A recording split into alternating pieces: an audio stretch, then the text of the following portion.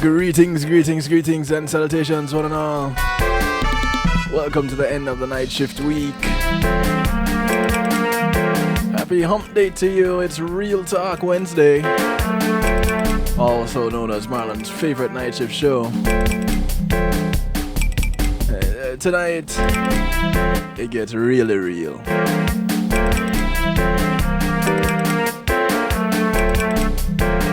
I want to say big ups to each and everyone locked in right now, those tuned in on TuneIn Radio, the night shift with DJ Kevin Stew, and all the affiliates across the globe that are locked in right now, those on PEMGTV.com. Big ups to you. Welcome. Those who are locked in, of course, right here at the home of the night shift with DJ Kevin Stew, kevinstew.com. Glad to have you. Couldn't do it without you. You have my word. I wouldn't even try.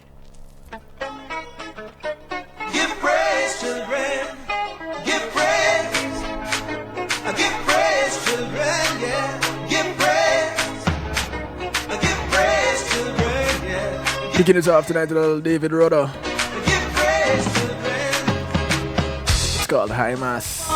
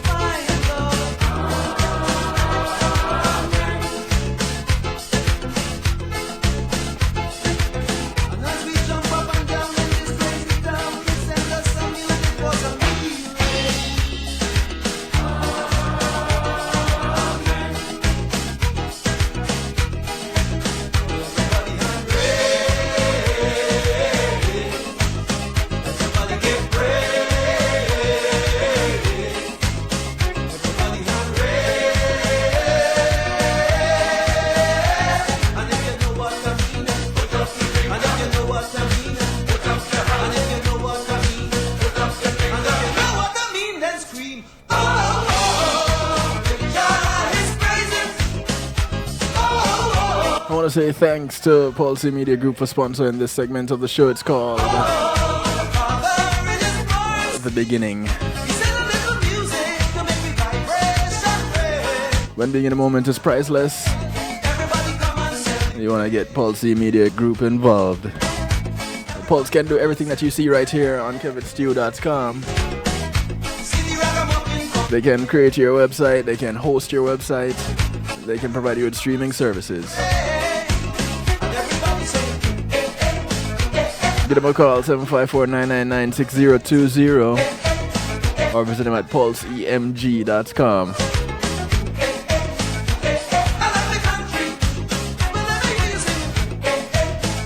I also want to thank Althea and her Healing Heavenly Hands from No for the second segment. Althea is a licensed massage therapist that operates out of Broward County, North Miami-Dade, and South Palm Beach counties. Give her a call, 954-655-9000, or email her at thealata@att.net. She comes to you, brings her a table, have some oils you want to use, and she does a massage just the way you like it, in your space. Also want to say thanks to Reggae Global Entertainment for their sponsorship of the third segment coming up later on. I'm telling you this now because as we get into the show, I probably won't get an opportunity to do it.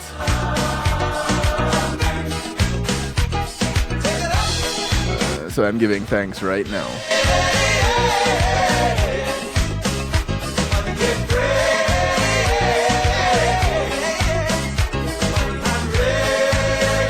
I will have an opportunity to thank our final segment sponsor, however, GMAT Music Solutions. So I'll leave that one for a little later on.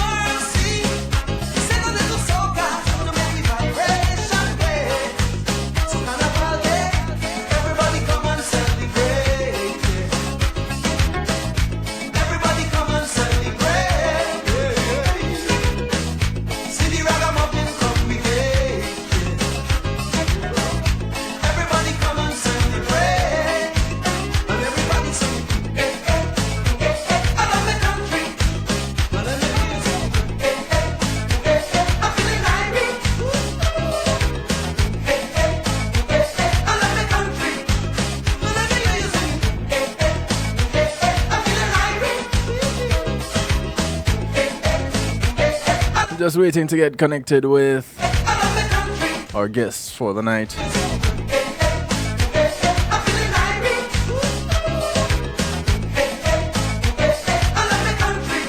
want to say big up to the host of Real Rockers, Mr. Marlon Burrell.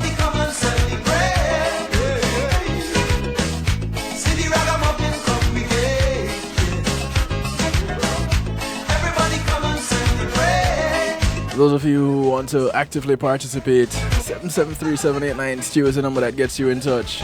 You can call, you can text.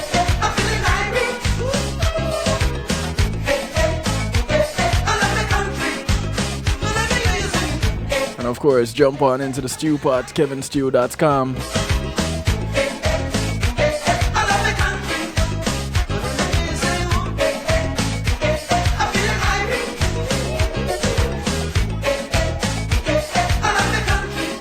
The Stew Pot is what others call a chat room, but we're fancy over here. We call it the Stew Pot. Just go to kevinstew.com and you're in. You can remain anonymous. That's your choice. But it is a judgment-free zone. So you have questions, put them into the Stew Pot.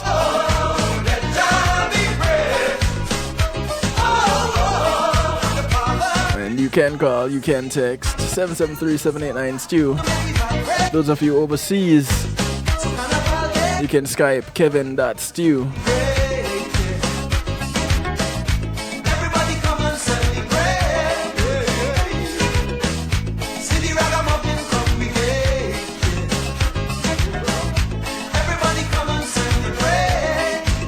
And as we wait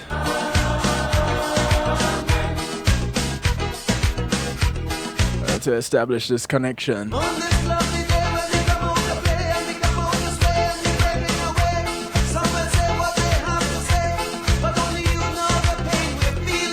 we're entertained by Mr. David Rudder.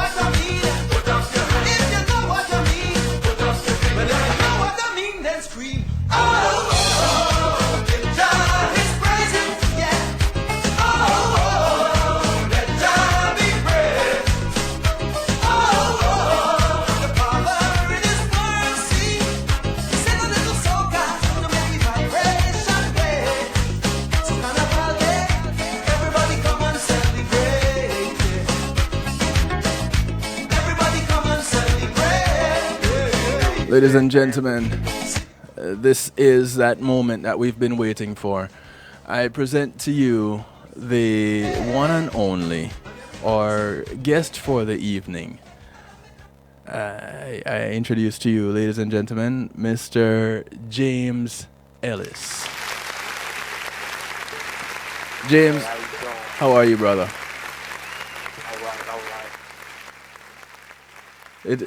Glad to have you on the show. Thank you for doing this.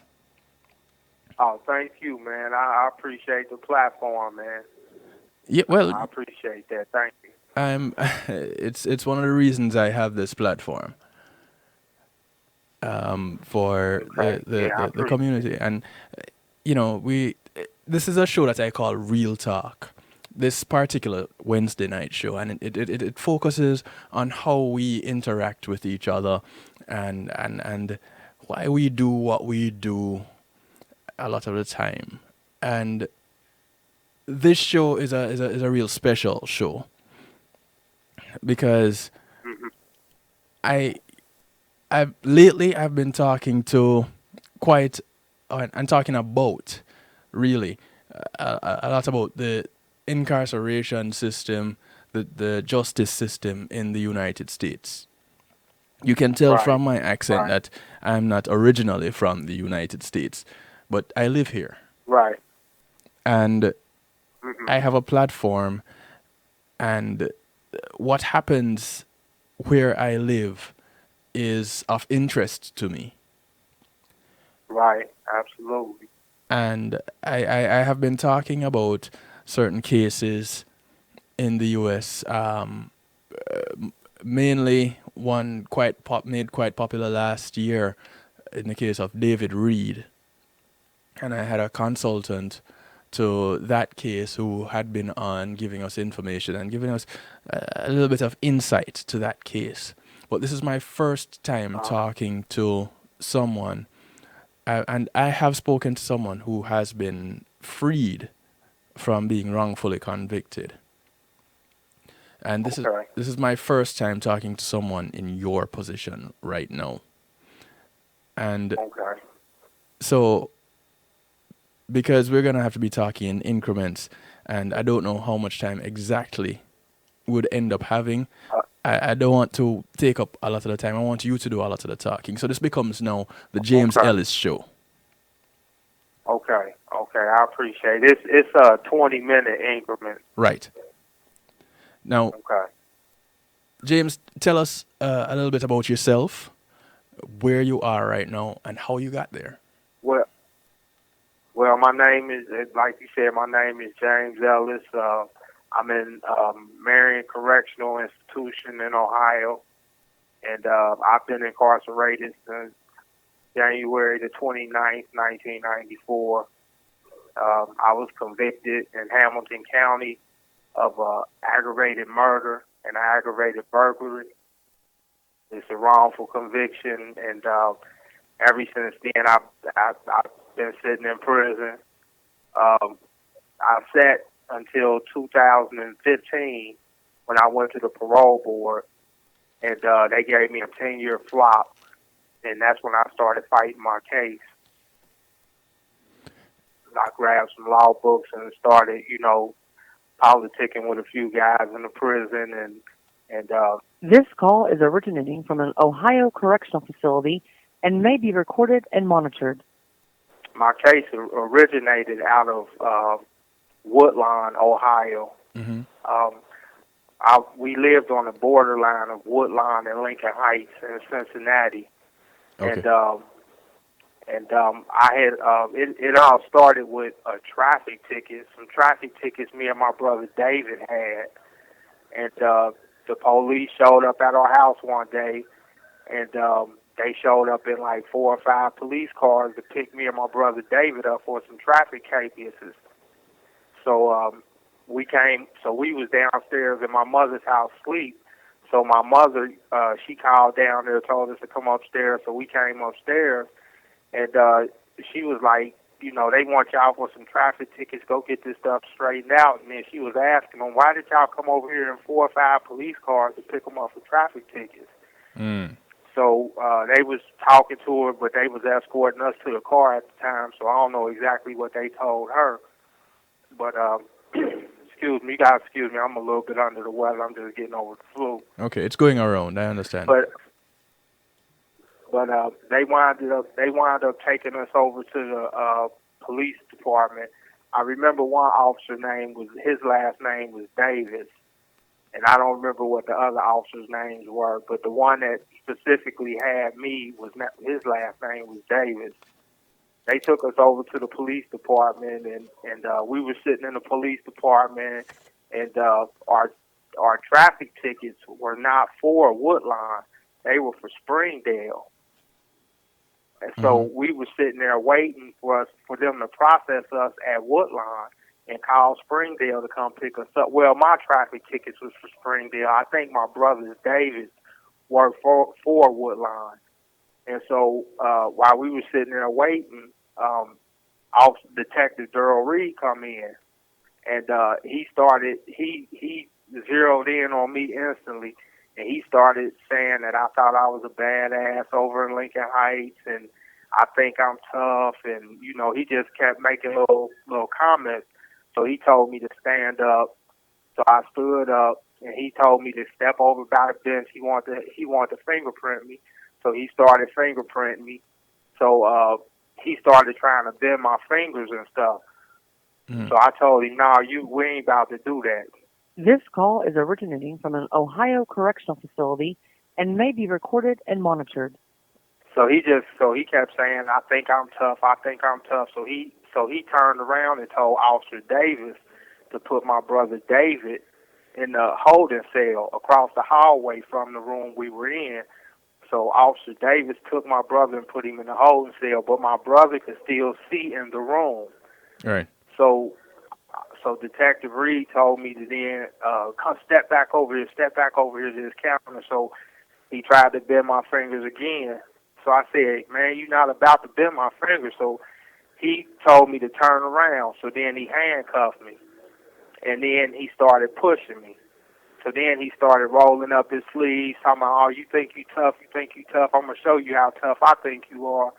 So he pushed me until my back is up against the wall. And so he reached on his side and grabbed his gun, and he raised the gun up and smacked me in the face with the gun, and it hit me in my eye. So I dropped my head. So he takes the gun and sit it up on the counter, and then he starts punching me in the back of the head. And so I'm handcuffed, so I can't do nothing. I'm just like leaned down. I'm just kind of like taking his punches and leaning into the punches. But my brother David is across the hallway. He's looking in and he's watching all this go on, and he's just going off. He's just going crazy. I could hear him screaming all through the police station.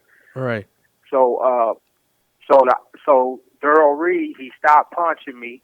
All I can see was his feet bouncing around me like he was in a boxing ring or something. So when he stopped punching me, he backed up and he grabbed the gun, put it back on his side, and he said, and he just like, yeah. He just kept saying, yeah. So I'm like, "That's all right." I said, "Man, I don't know who you think I am. You ain't about to get that off. You ain't about to get that off on me." So he like, "I got it off. So the officer, Davis, he comes in the room and he say, "What happened to you?" I said, "You know what happened to me. You know why you left out the room. You know what happened to me." So he's like, "No, I don't know what happened to you." So he go over in the room. He grabbed my brother David out of the hold cell. So he brings my brother David back in the room. So David is going crazy. So I said, "That's all right." I said, "That's all right. I see you. So I'm telling Detective Reed this. Right. So Officer Davis wind up telling Detective Reed, "Hey man, you know his traffic tickets are for Springdale, and they're on their way down here to pick him up." So he started panicking at this time because Woodlawn Police Department is that area where I live at is predominantly black. Right. And Woodlawn and Lincoln Heights. Now it's a little bit more diverse than Woodlawn, but Lincoln Heights at the time, Lincoln Heights was all black, and Woodlawn was predominantly black, but Springdale was predominantly white. And so those officers up there, they're not going to play the buddy thing with Woodlawn Police Department or Lincoln Heights Police Department. So he starts panicking. Huh. So Springdale Police Department gets down there to pick me up, and he looked at my face and he say, "What happened to you?" And I told him immediately. I said, "Man, this officer just jumped on me, man. He smacked me with his gun, and I'm telling him what's going on. He tell me to be quiet, and he tell me to come on and get in the car." So he get my paperwork, take me to the car. So he asked me. So as we driving off, he say, "Now tell me what happened." So I told him. So he got on his radio and he called ahead to his chief, and he said, and he was telling his chief, "I need you to meet me at the police department when I get there. It's important. We got a situation." So when we get there, the chief is standing at the door waiting on us to come in. So when we get to the door, he asked me what my name was. I told him what my name was. So he said, "What happened to your face?" So I started explaining to him. And so he looked at the officer that was bringing me in, and he said, "We're not keeping him here like that." He said, "Take pictures of his face, have him write a statement, and get him out of here because he's not staying here like that." And he said, "Son, if I was you, I would advise you to go to the hospital because your eye look bad." So I was like, I said, "All right." So they took about maybe 10 pictures of my eye, and they took a statement from me. So the officer wound up dropping me off at Mercy South Hospital. And so I got there. They looked at my eye, and they said that I might have a detached retina. This call is originating from an Ohio correctional facility and may be recorded and monitored. So they send me out to the waiting area, tell me to wait. But by this time, but I'm young and I'm being a hothead. So when my mother got there, I jumped up and I said, let's go, Mom, because all I'm thinking about is this officer. I'm like, let's go. And she like, hold on, what's going on? And I tell my mother what happened. I said, let's go. So we go ahead and leave, and we go back home. I tell my mom, I say, Mom, take me back to the police station. And she was like, no, I'm not taking you back over there. So she drives home. So when she gets home and pull up to our house, I jump out the car and I start walking. And I walk over to the police station and I start hitting on the window. And no, before I got in the police station, Officer Jack Bennett had pulled up on me because he seen me walking to the police station. Right. So he was like, Jamie Ellis, come here. So I'm like, man, what's up? So he was like, what happened in there? I said, man, you know what happened to me. So he said, look, man, he said, I'm going to tell you right now, man, dude will kill you, man. Dude is the top marksman in this police department, and dude will kill you. He said, look, what you need to do is you need to go into the mayor's office and file a complaint with the mayor. Write a statement about what happened with the mayor, which was Lawyer Lawson at the time. Uh-huh. So I was like, all right. So I went in there, and they kept like spinning me. You know, I'm trying to get the statement papers, and the lady wouldn't give them to me. She kept spinning me off. So I got frustrated, and I left, and I went over to the police department area. And I started pounding on the window. So about 4 officers come to the window. So I'm telling them all. I said, man, send him out here. I said, you want to jump on me while I was in handcuffs? Jump on me now while I'm not in handcuffs. How old were you at this time? So they tell.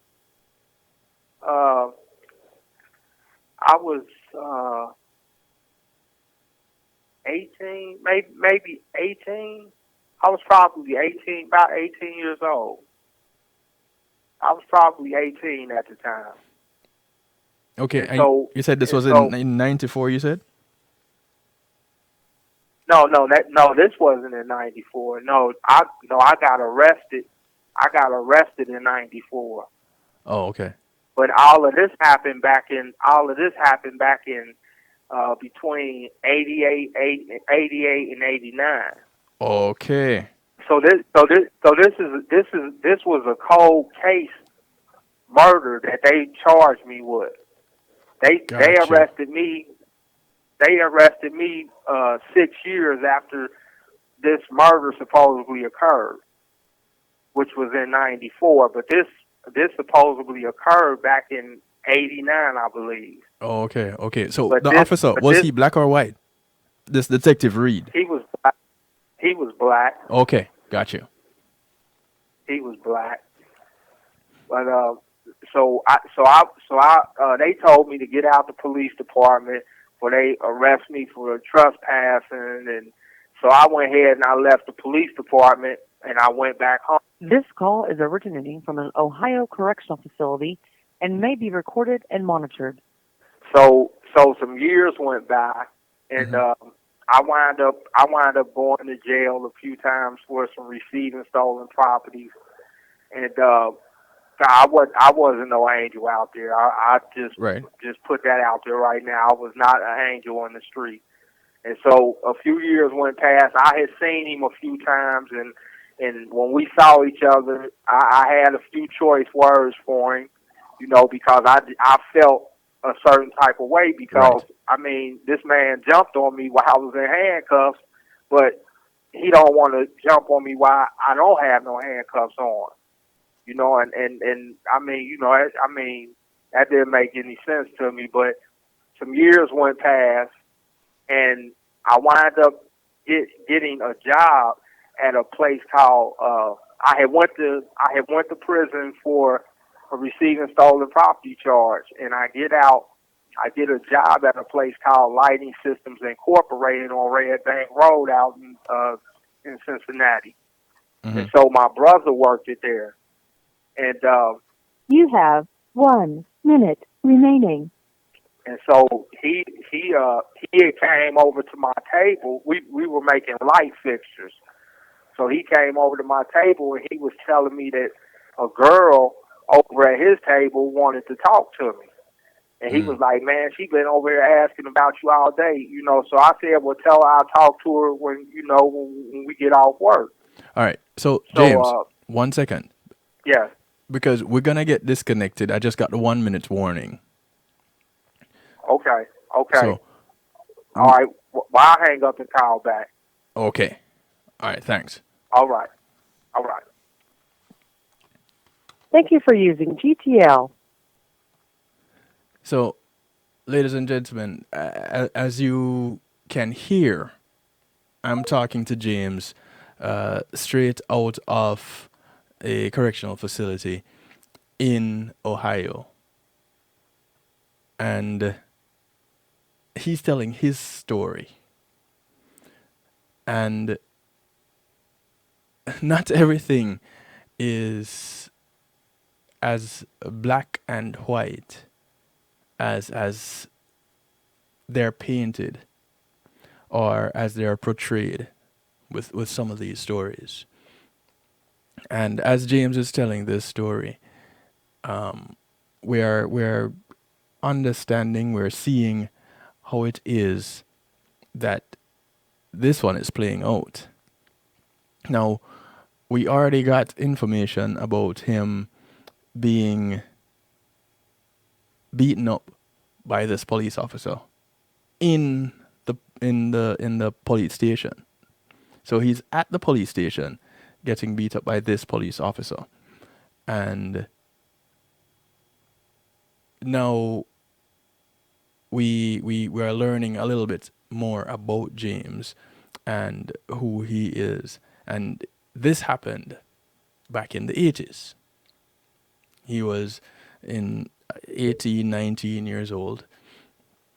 And this was when this happened to him, this part of the story. Now, I hope you guys are paying attention. The joy of it is we get to go back and listen to this over and over again because it will be uploaded in the archives by tomorrow morning. It will be there. Those of you who want to chime in and ask questions, I invite you to jump into the stew pot on kevinstew.com. I thank Althea for sponsoring this segment of the show, Althea SU, and her Healing Heavenly Hands. Thank you very much. And like I said before, she's a licensed massage therapist operating out of Broad County, North Miami-Dade, and South Palm Beach counties. Okay. Hello? Yes. Okay, James. Glad to have you back. Okay. So, You want me to go ahead? yeah. So you're working at this creating these fixtures. Yeah, these light fixtures. Right. Mm-hmm. All right. And Yeah. a young lady comes asking about you. Right. All right, go on. And so she's asking about me. So me and her. This call is originating from an Ohio correctional facility and may be recorded and monitored. We wind up messing around and we wind up moving in together. And to make a long story short on that, that happened to be this officer's common law wife of 17 years, and she had just left him. But I didn't Wow. know that. And so when I moved in with her, a bunch of things started happening.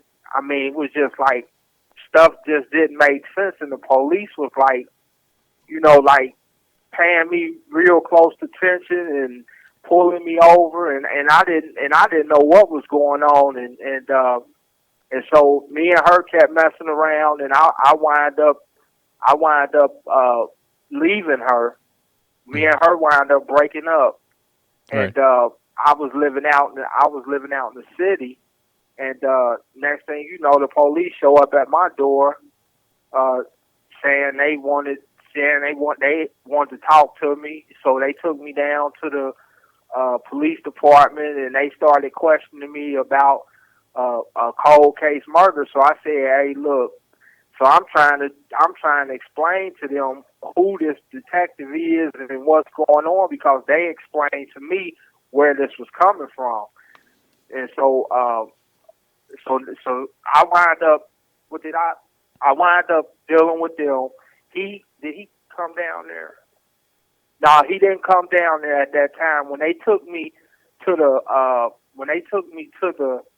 hospital and was taking DNA and stuff from me, he showed up at the hospital, and they Mhm. took me down in some little dark room in the basement of the hospital. And some dude came up in a white hospital coat. I don't even think he was a doctor, because he wouldn't show me any credentials or anything. But they wind up taking hair samples from me and stuck a Q-tip in my mouth and said that they had a warrant to take my DNA, but they would never show me the warrant or anything. So I wind up.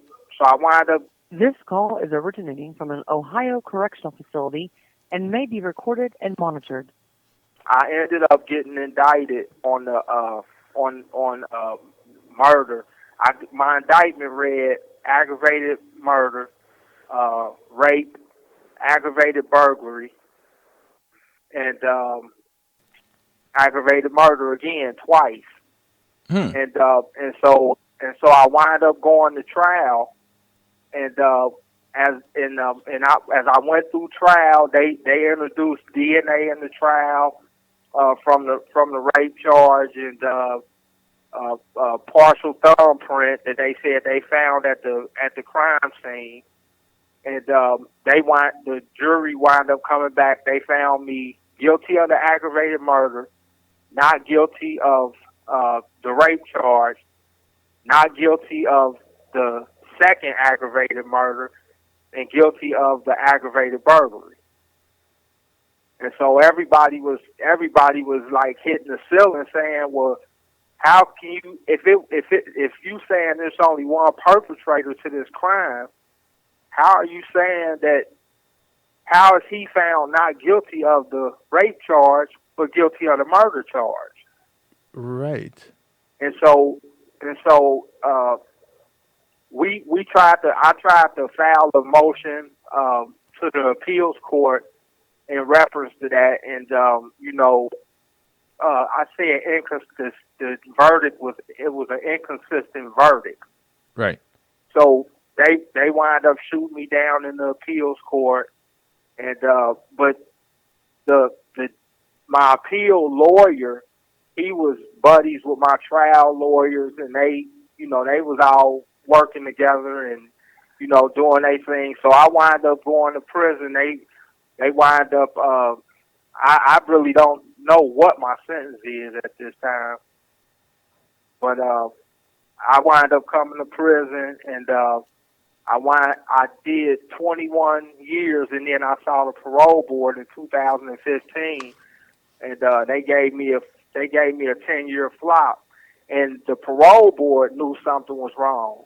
They was looking at my case, and they was like questioning me, and they was like, some of them was like, "What is going on with this? What is this?" So but they still turned around and gave me a 10-year flop. And the liaison for the parole board had told me before I even walked in the room. He said, "You got an aggravated murder. You gonna get a 10-year flop." I said, "Well, they haven't even listened to me yet. They haven't even talked to me. How you know that?" What is that 10-year flop? Well, that's what they. A 10-year flop. Well, 10-year flop is a 10-year continuance. Okay. Meaning come back and see them. Come back and see them in 10 years. Yeah. So I was saying, well, how are they giving me they already going to give me a 10-year flop, and they haven't even talked to me, so he said, oh, well, that's what they do. This your first time up. That's what they normally do, and that's what they did. They gave me a 10-year flop, and after that, a chain of events occurred with my mother that I just said that's it, and from that point I went into fighting my case, and so I filed in the trial court. And she would, Ethna Cooper, a judge named Ethna Cooper, she wouldn't respond to any of my motions because I was only complaining about my sentence. Right. Because I had spent 20-something years trying to prove my innocence, fighting guilt or innocence, and what nobody listening. I probably have wrote every organization in the world. I've sent my case to the White House 3 times, and nobody has listened. Nobody has paid any attention or anything, and so I just went. I started fighting my case, and so Ethna Cooper, she wouldn't respond to it. I had to go to the appeals court to make and file a writ of procedendo to make her respond. As soon as the appeals court told her to respond, then she just mooted on everything and said, I'm dismissing everything, and sent it to the appeals court. So I went to the appeals court. The appeals court shot me down. So then I went to the Ohio Supreme Court. The Ohio Supreme Court shot me down. And so then I went back to the appeals, the first appellate court. And the first appellate court, they said, well, on my journal entry, it says life imprisonment, and 10 to 25 with an actual 10 years is consecutive to the life imprisonment. And so they came back and said, well, that life imprisonment means life without the... This call is originating from an Ohio correctional facility and may be recorded and monitored. They came back and said that life imprisonment means life without the possibility of parole. And then they put a footnote in that order and said that they ordered the Ohio Department of Rehabilitation and Corrections to hold me until I'm dead. And so I use that as a new factual. Excuse me. I'm just amazed by this ruling. Yeah. They all eat out the same dish, man. I said I use that. I use that as a new factual predicate to get into the federal court because that's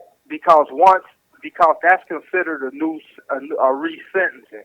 When the first appellate court came back and said, well, that means life without parole, and they journalized that, then that was a new sentence, and so that's considered a new factual predicate because it's a worse than before, and it's something that I couldn't have discovered through due diligence. So I took that and went into the federal court, which is where I wanted to be because they really don't take sides. They dance to the beat of their own drum, and who's ever wrong, that's who they gonna, that's who they gonna scold. So that's where I wanted to be in the first place. Okay. So I got to them, and they read the petition and the actual innocence claim that I filed in the federal court, and they came back and they said through their preliminary readings and the evidence that I attached to the petition that they don't see no reason why I'm not entitled to relief from that court, and they gave the Attorney General 60 days to respond and give them answer as to why I should be held in prison under this sentence and this actual innocence claim. So the Attorney General, which is Mary Ann Reese in Cincinnati on Vine Street, which is a street over from the Hamilton County Court, Yes.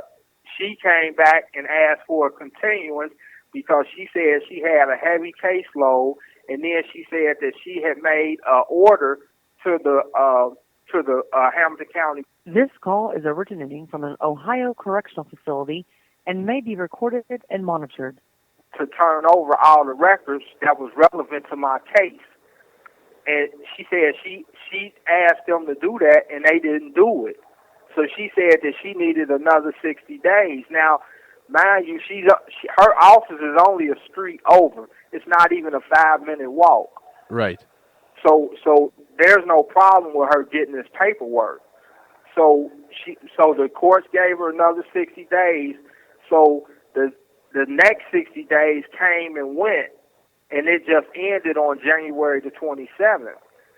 And she came back and filed a motion to transfer to the Sixth Circuit Court because she's saying procedural. Now, she never said you're wrong about your sentence. She never said your actual innocence claim is not legit. She never argued any of that. Right. All she said is procedural. Well, because you filed a writ of habeas corpus back in '97, that you first have to go get permission from the Sixth Circuit Appeals Court. You got to get permission from them to be able to file another petition. But no, I don't, because I notified the federal court that I filed this a petition back in '97, and they decided to accept me into that court. Now, she can't even make a ruling like that, file a motion to transfer. That is on the judge to do that. That's not on her to do that. She can't even do it. It's contrary to law. But she wound up doing it anyway, so what I did was I filed a motion basically saying that instead of her following the judge's rule for order to comply and show cause why I'm still sitting in prison on these charges, instead of her doing that, she put herself in default by filing a motion to transfer to the Sixth Circuit Court. So I said, well, okay. I told them that she can't do that because the judge's order was not discretionary. You can't pick and choose what the federal judge ordered you to do. Right. So, but basically that's what she done. So I went ahead and I briefed out. I filed everything that I was supposed to file, and I backed up off of the situation, and I'm just letting it play out now.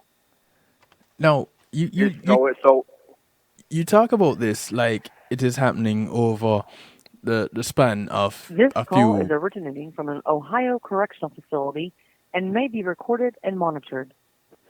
You talk about it like it's happening over the span of a few weeks or a few months. You're talking about what timeline from your incarceration to the point where you file your first appeal?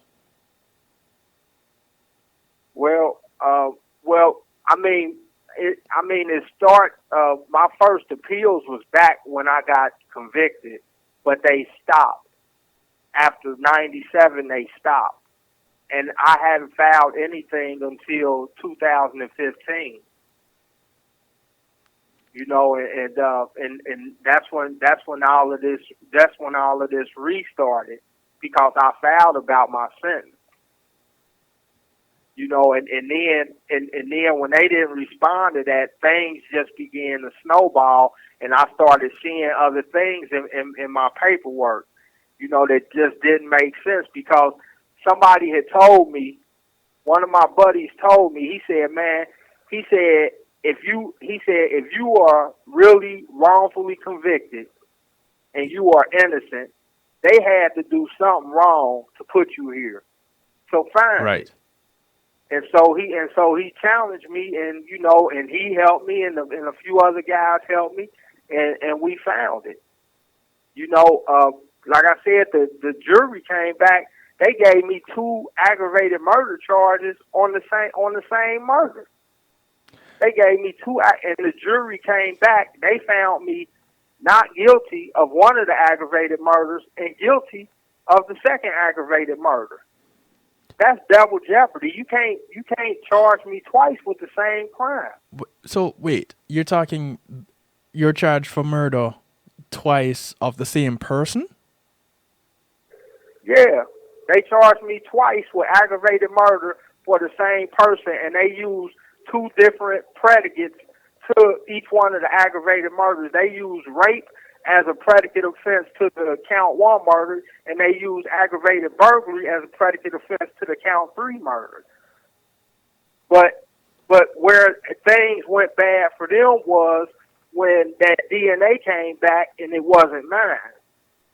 And so that whole first line of charges, the aggravated murder, the rape, the 2 specifications, they all collapsed.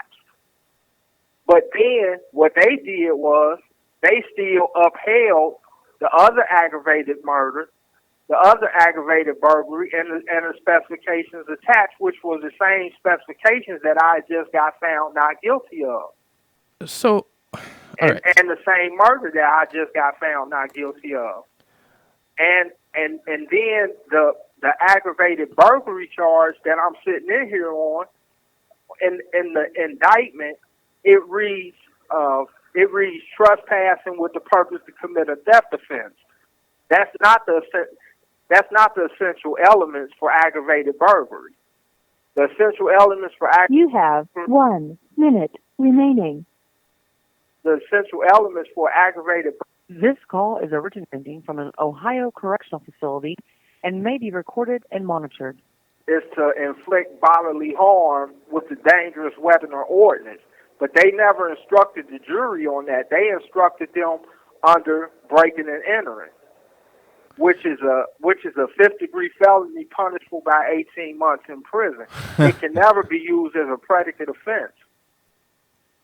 We're gonna to an aggravated murder. Go ahead and give me a call back, James, because we're gonna get cut off. All right. Okay. All right.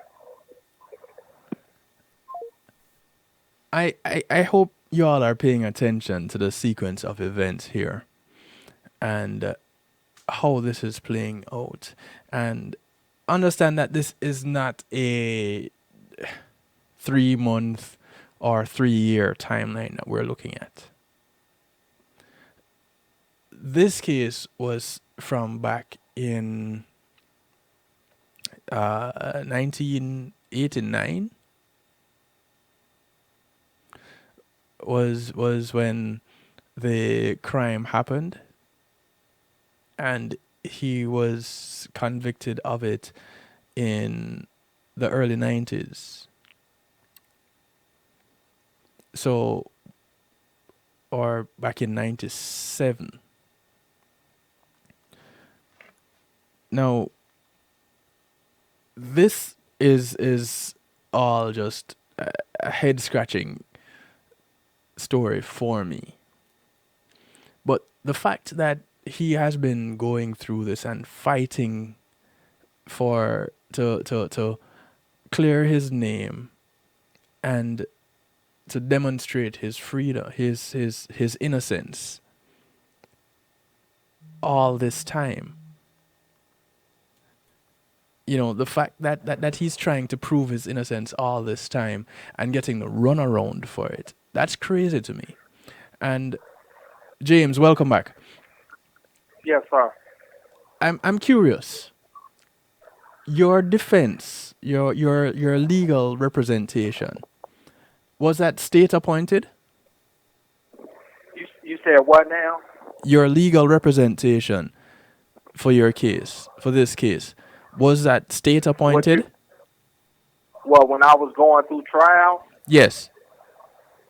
yes. Well, they were private. They were private lawyers, but they were court appointed through Judge Anne Marie Tracy.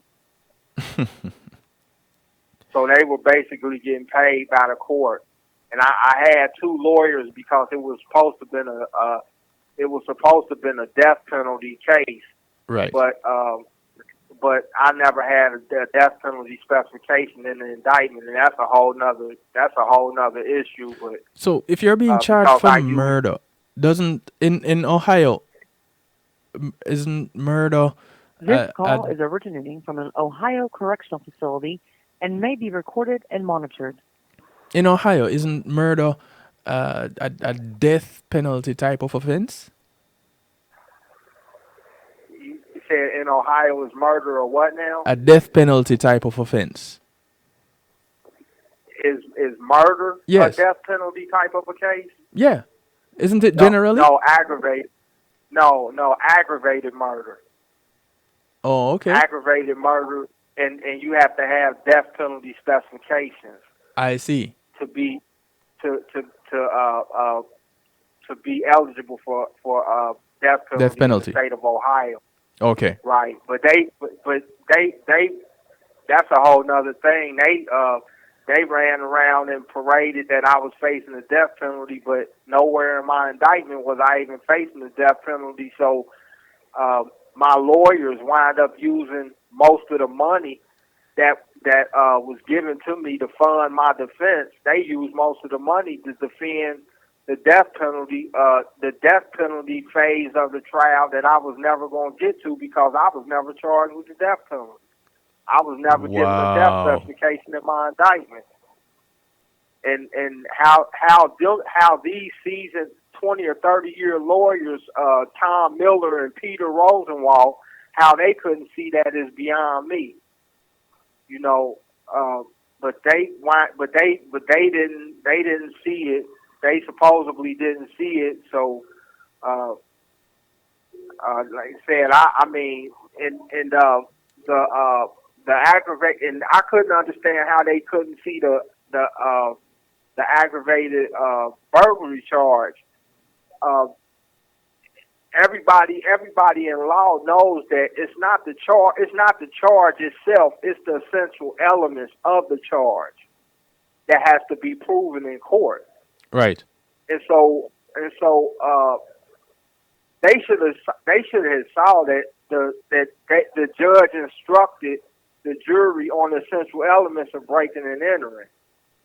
But they didn't say anything about it, and they allowed it to proceed. But that aggravated burglary was also the specification to the count 3 murder.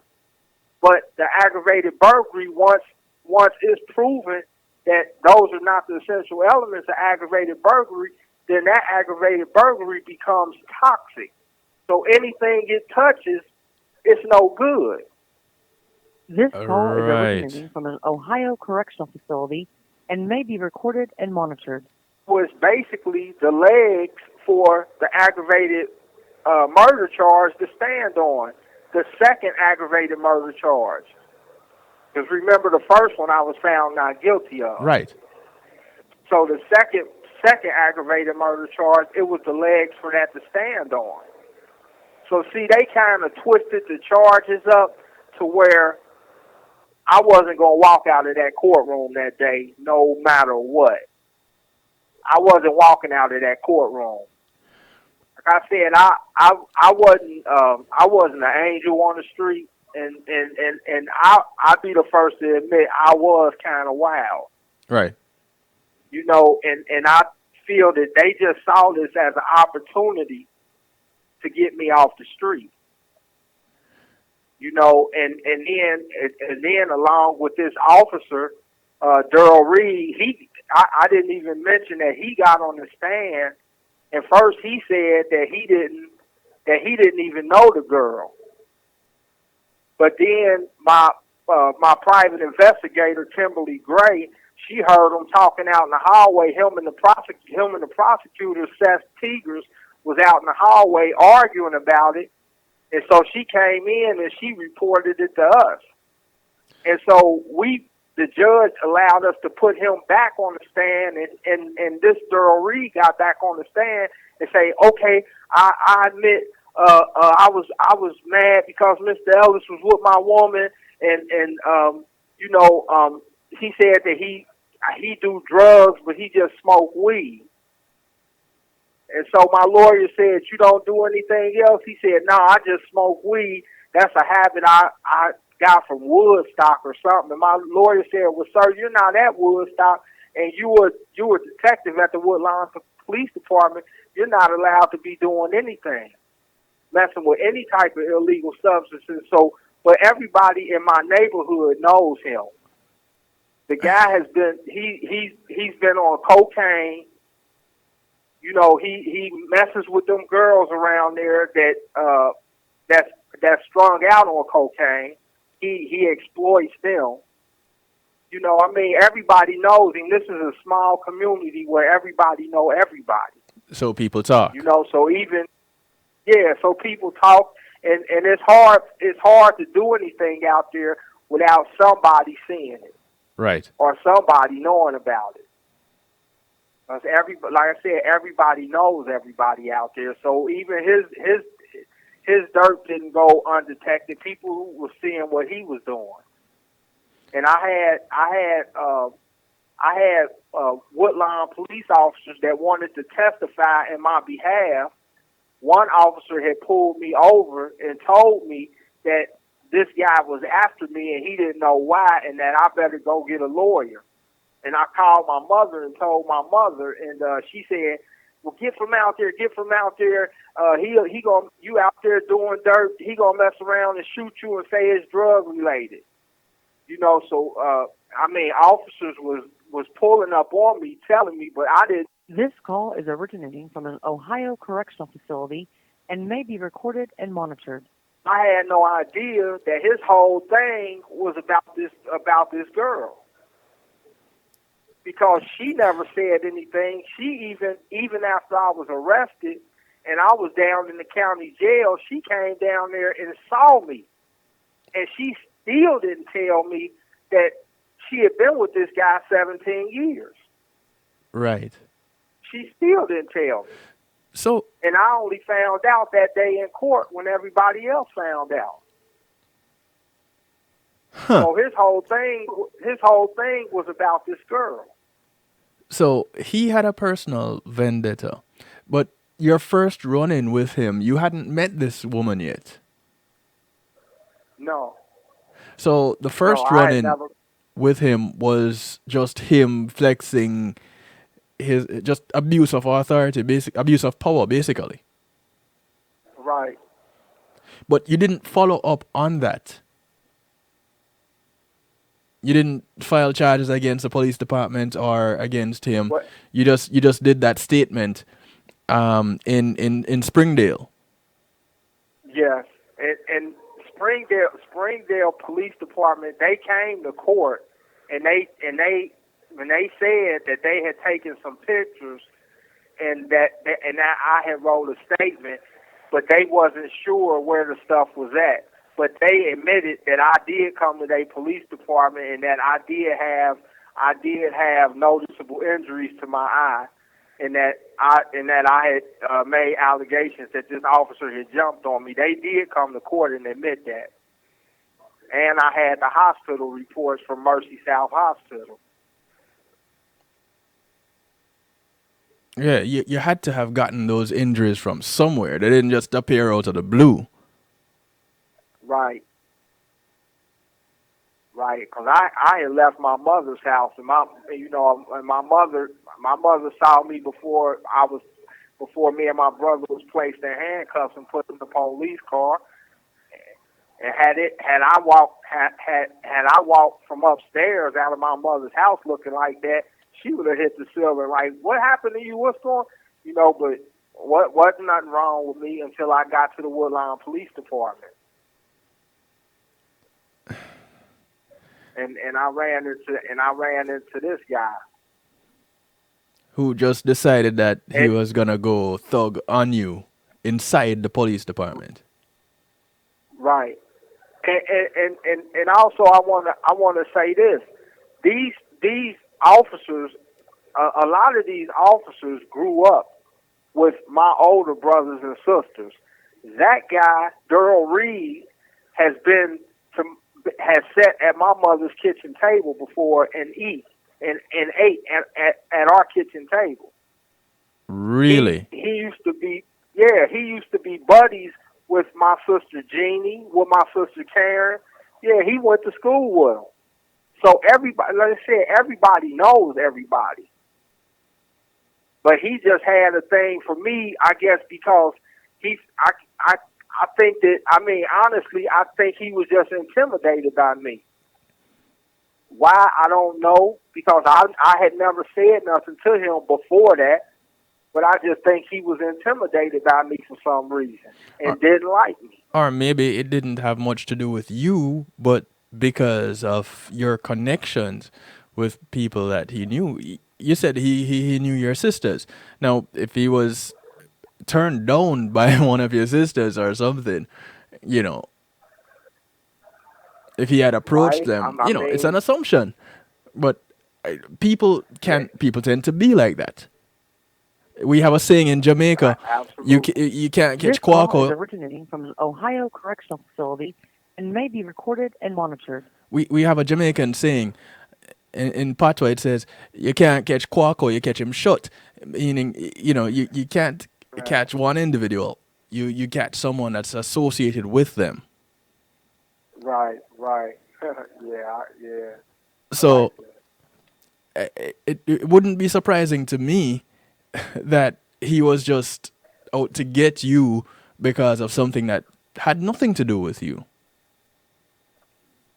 But that's just speculation. Right. But my thing is, here you have a defense team.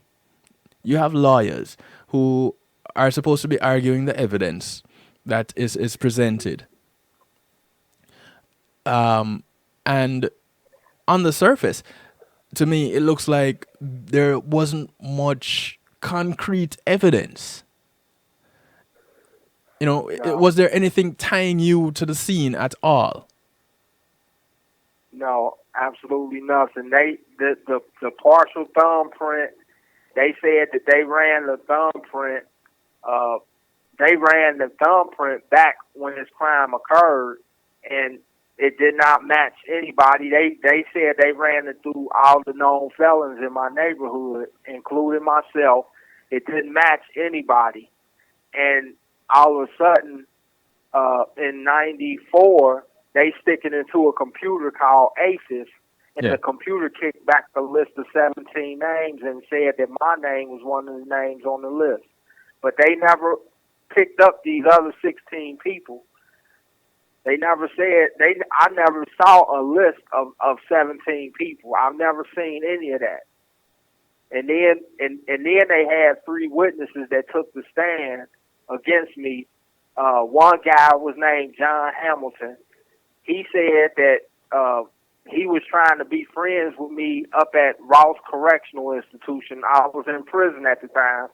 He said that he was trying to be friends with me and that he walked into the weight room and I was in there working out and I was laying down on the weight bench and he walked up and he said, hey, how you doing, man? And he said, I jumped up off the bench and I said, man, what you keep trying to pull up on me for? You better back up before I kill you like I killed somebody else.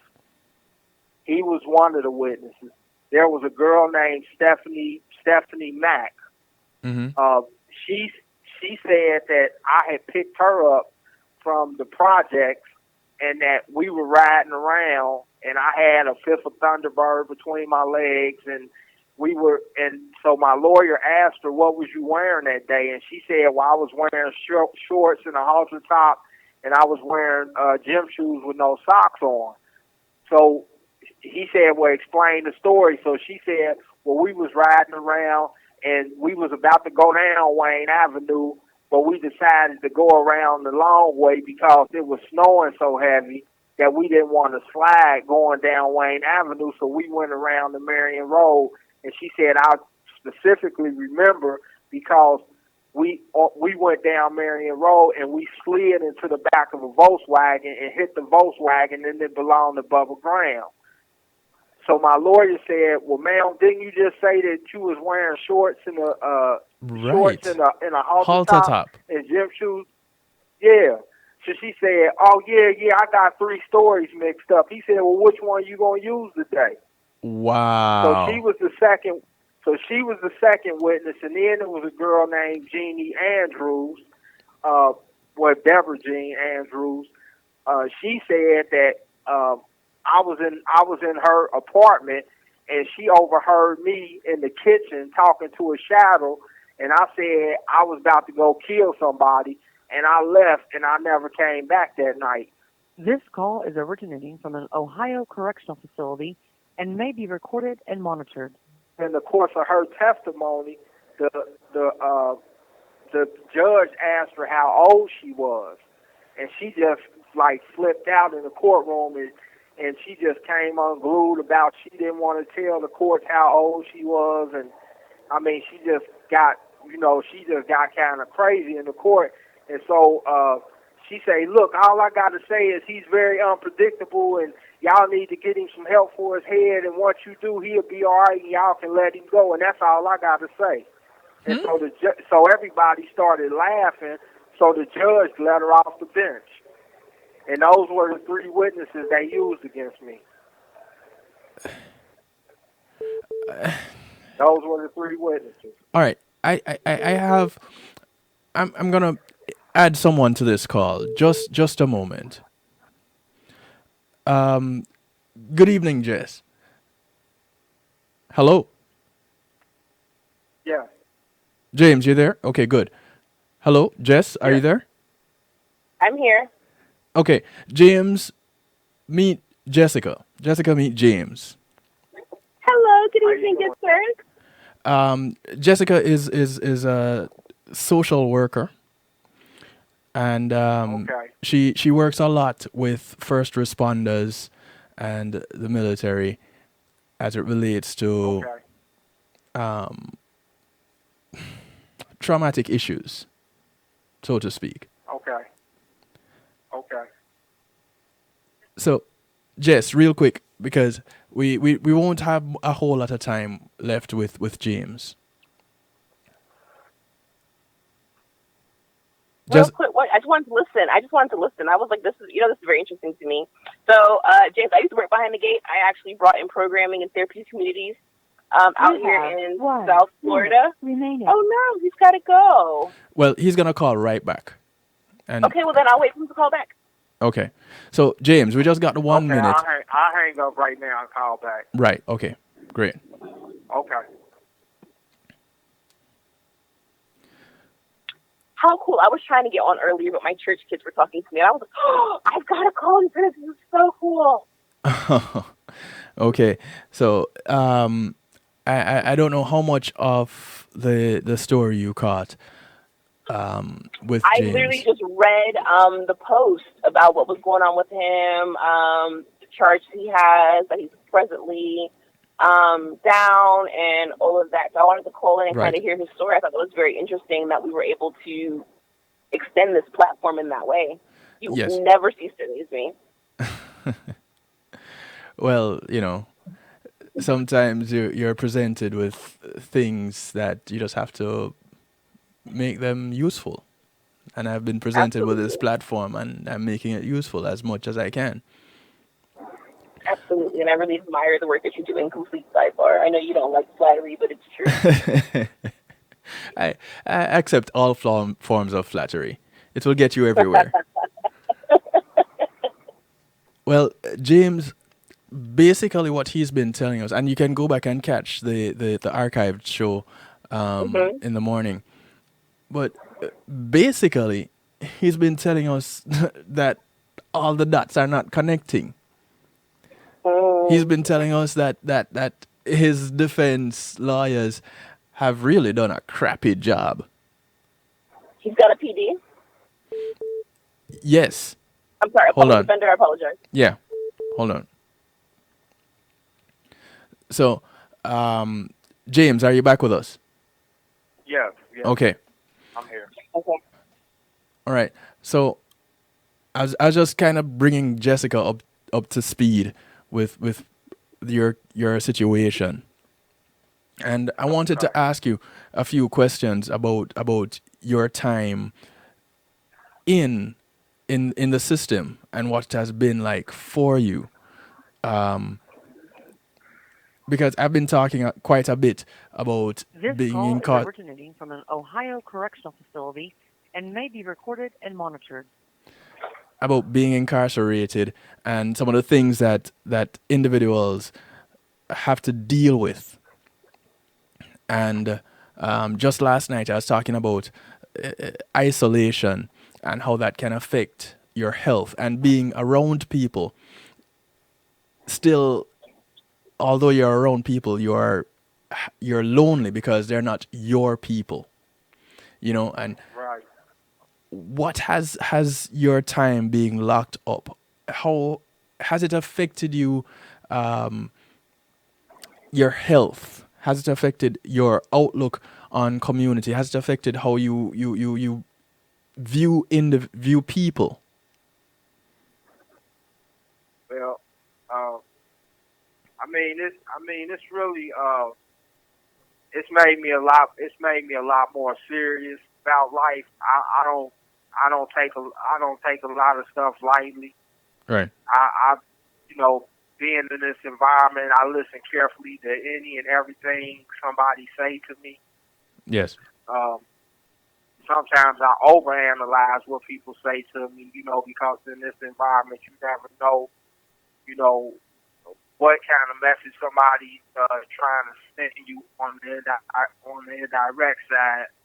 But it's also, it showed me like, how corrupt people can really be and how vicious people can be. And they go home and they can sleep and laugh and joke with their families, and these people be the devil, man.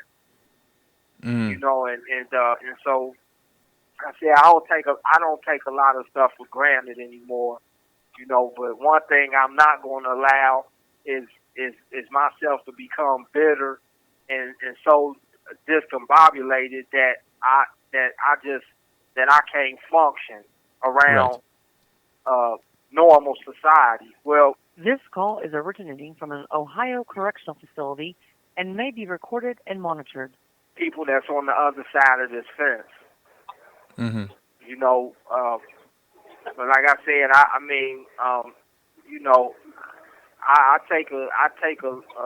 I take things a lot more serious than what I used to. You know, um, I just realized how important family is and how short life really can be. Right. I walked in here when I was 24 years old, and I just had my 50th birthday on January the 29th, time done just went past. Life done went on, and people done moved on, and but I'm still stuck spinning my wheels from 1994.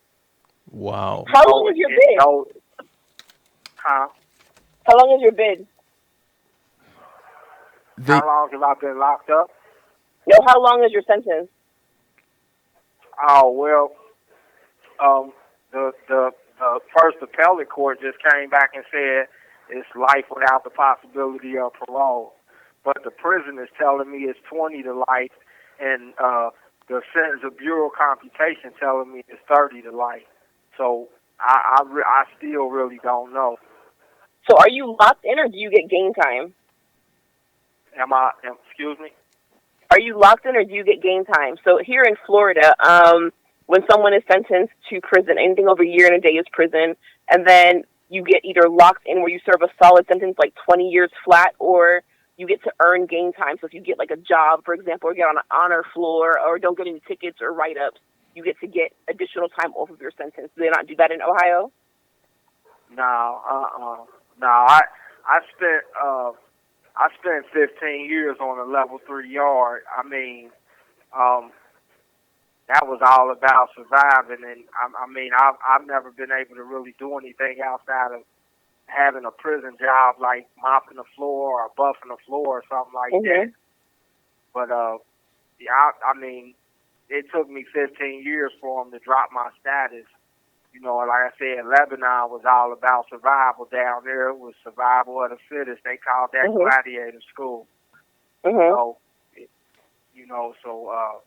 I mean, it was that was a bad situation. I watched a lot of guys die, and a lot of bad things happen to people down there. You know, but by the grace of God, I'm still standing, and I'm here.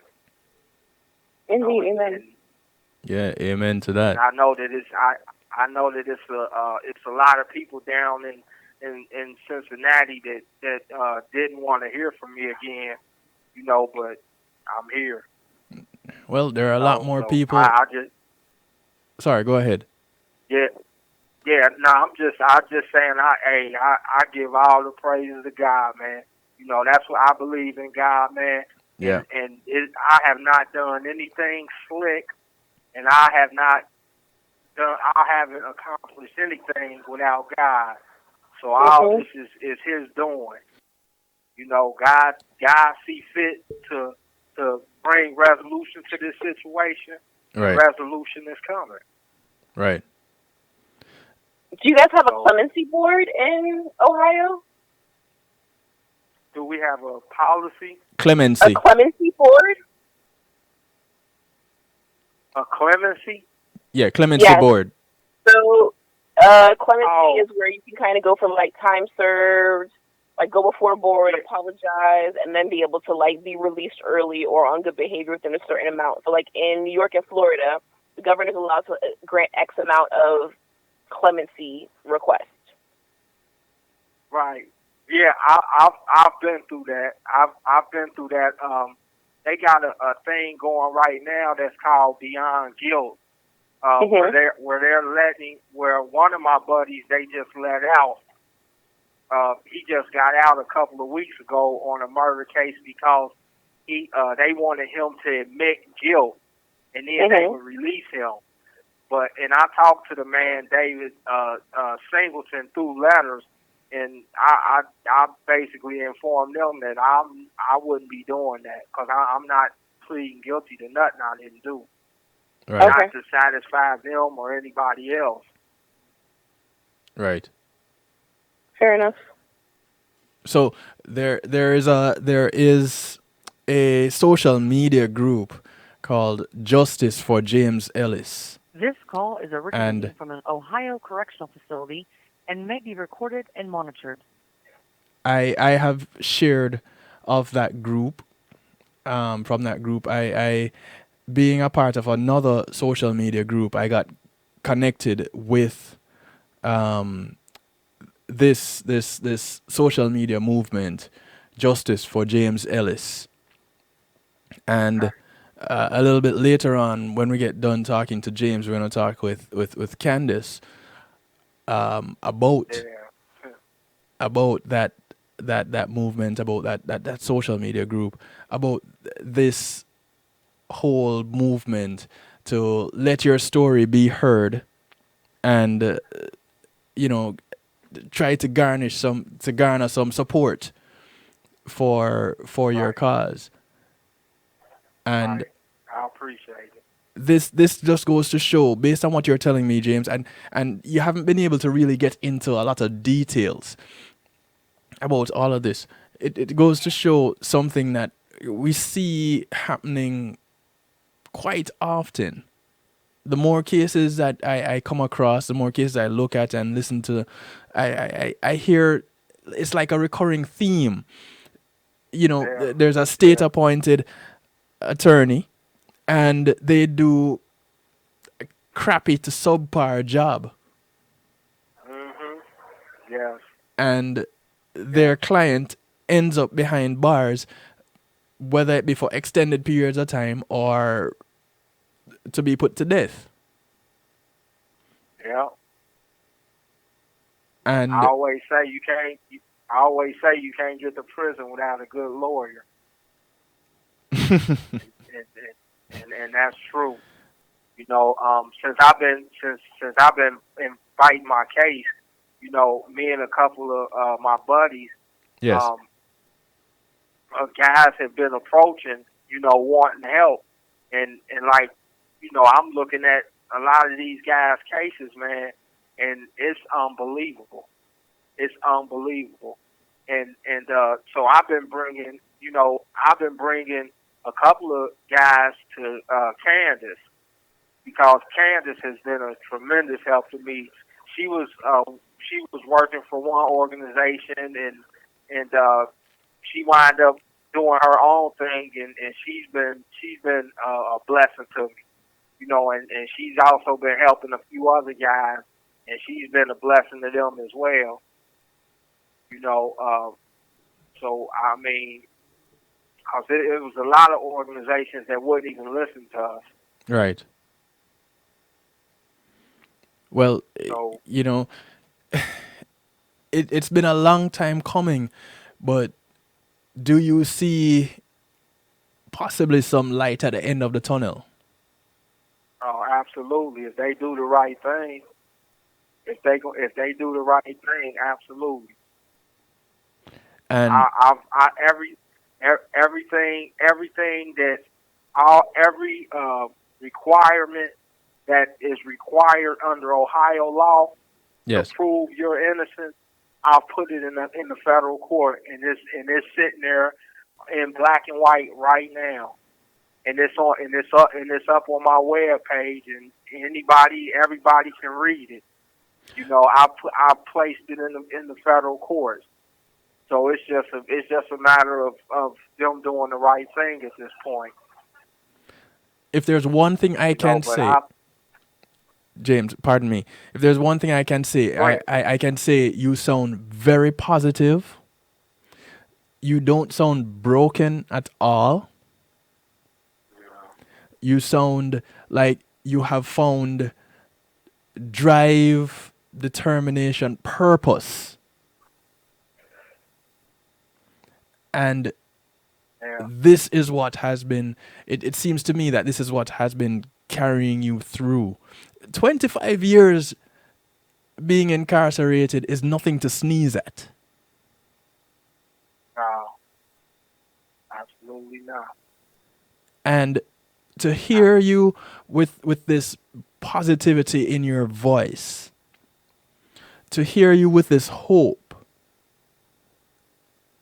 that inspires me, and I'm considered free. And I I want to appreciate that. encourage you because we only have a few minutes before you're gonna have to go, because I think you only have up until Okay, 11:30, and I just want to okay, encourage you to keep on. And your story is going to be heard, and I'd love to get the opportunity to talk to you some more, and I'll talk to Candice about making that happen. absolutely, absolutely, But absolutely. this is one of those things that we need to stay on top of. We need to tell all our friends about it. We need to have everybody, follow up and visit the website.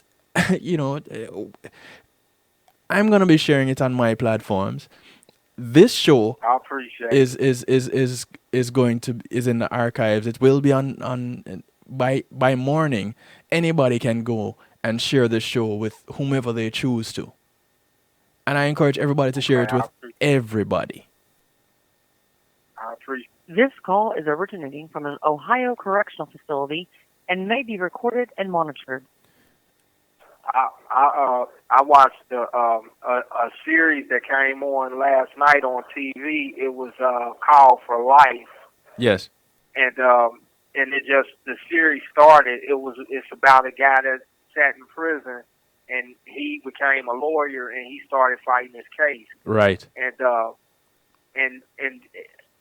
it was just an hour show last night, but what it did was it like people that don't know law and don't really understand what goes on in the courts.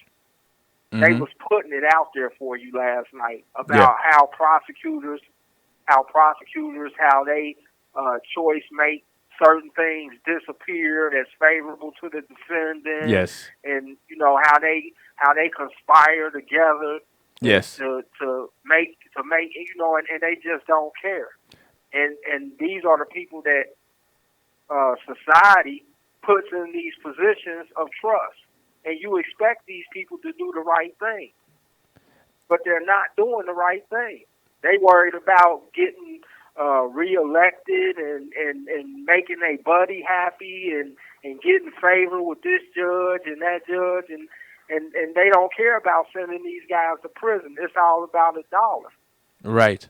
That's what it's all about. If you came in here right now, when I first walked in here, nobody could ever told me that prison would be like this. I mean, it's everything in here that you can possibly imagine for you to spend money on, because they just want your money. What? Yeah, well, that's a whole nother story, but. And it's kind of funny because my show on Monday, my show last night, one of the things that I've been saying is the correctional system needs correction. It needs to be corrected, and it's just a business. Absolutely. And here it is. You're saying the very same thing. There's everything for you to be spending money on inside the facility. Yeah. They got cable TV, Wii games, fundraisers every week, vending machines, and I mean, it's crazy. It's all about money. James, when you get out, what is it that you are thinking you want to do? I got to do this right here, advocate. I can't do nothing else. This done been my life. I can't leave these guys behind that's being wronged in here. I gotta fight this cause. I don't have no choice. The very first person that I had spoken to that had gone through something like this, he was wrongfully incarcerated, got released. He started a foundation called Miles of Freedom. This past December, CNN recognized him as one of their heroes. There are 10 individuals. This call is originating from an Ohio correctional facility and may be recorded and monitored. There were 10 individuals recognized by CNN as CNN heroes, and he was one of them. His name is Richard Miles, and he started an organization out of Texas called Miles of Freedom. Okay. And hearing you say that, I can see you doing something like that. You have 1 minute remaining. The guard is here trying to run me off the telephone now. Okay. They saying it's lockdown time. Okay. Thank you. I appreciate your platform. Thank you, Jeff. We'll talk again. Thank you, Candace. Okay. You're welcome. Okay. I appreciate it. All right, man. Y'all have a good night. You too. You as we'll well. Talk, bro. Candace. Thank you for using GTL. Yes, I'm here. Thank you. Candace, meet Jessica. Jessica, meet Candace. Candace Hudson, Jess Jefferson. Hello, Candace. Candace, tell us a little bit about what you do, why you do it, and what your organization is called. My organization is called Understand Before You Judge. I actually met James when I was working for a different organization. It's a prisoner rights advocacy group. And we were mainly focusing on the Ohio Parole Board at that time. The news had interviewed me. He had seen me on the TV and written a letter to me. He never asked me for help. He just wanted to tell his story, because one of the things that he didn't mention in his interview is when he did see the parole board in 2015, they told him he had to attend classes for sex offenders. But James was not charged with a sex offense. Right. He was excluded by DNA. So they said they had told him he had to attend these classes in order to be paroled.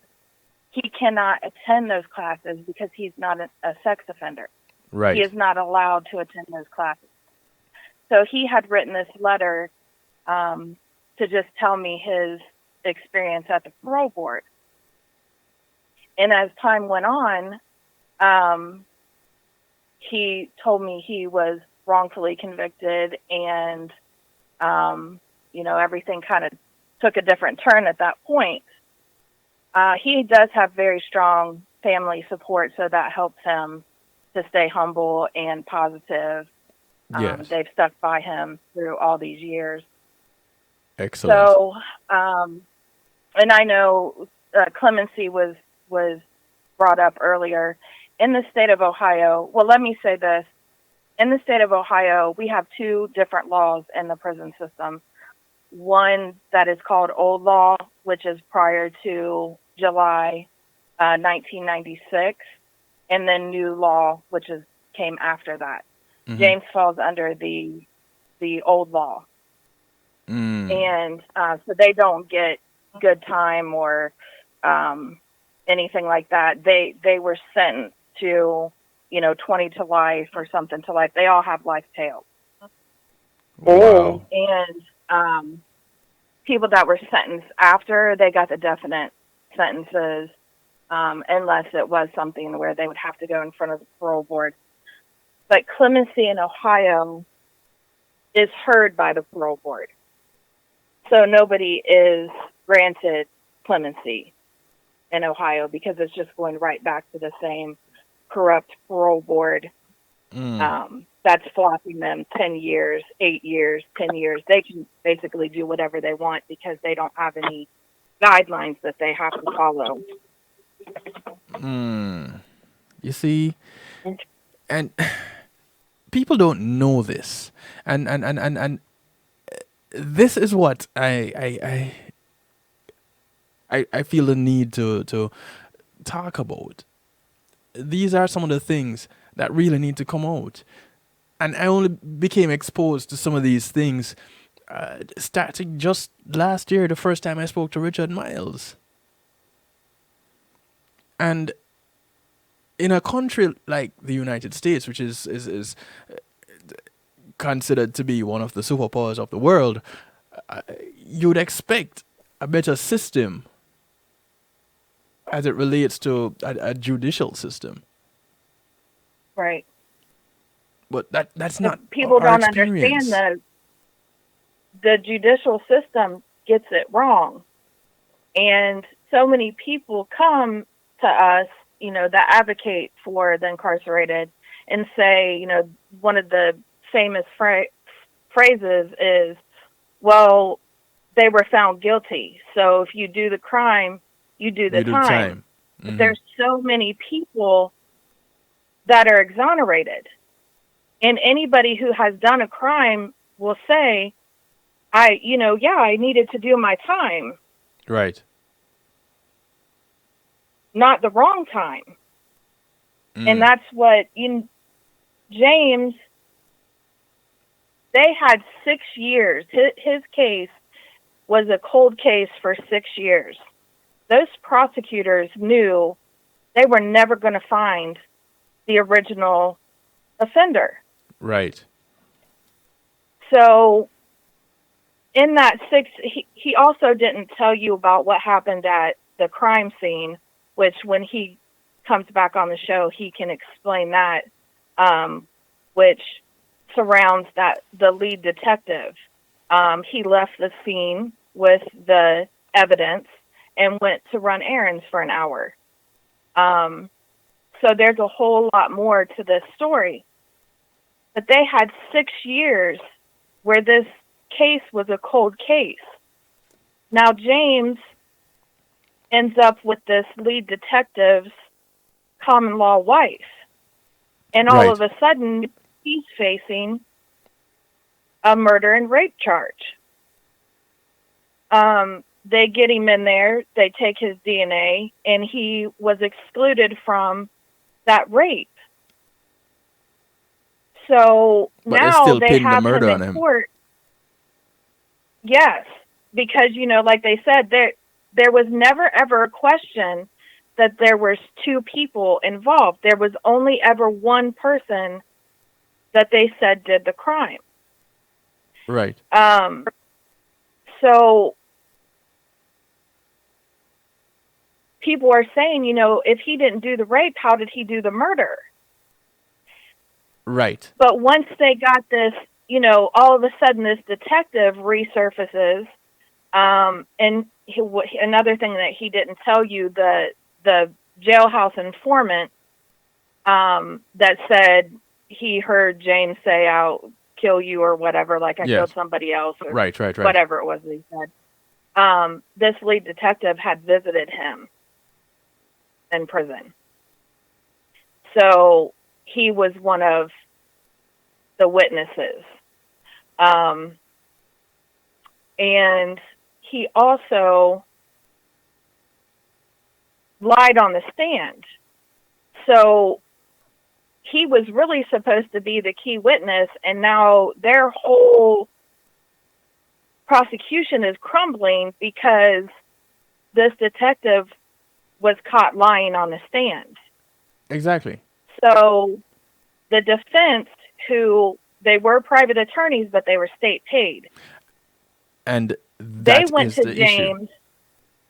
Yeah, they went to James and told James they fabricated this story to raise reasonable doubt, is what they told James. Except for that's not really what they were doing, which when he comes back on the show, he can tell you what they told him to do. Right. What they told him to do placed him at the scene of the crime.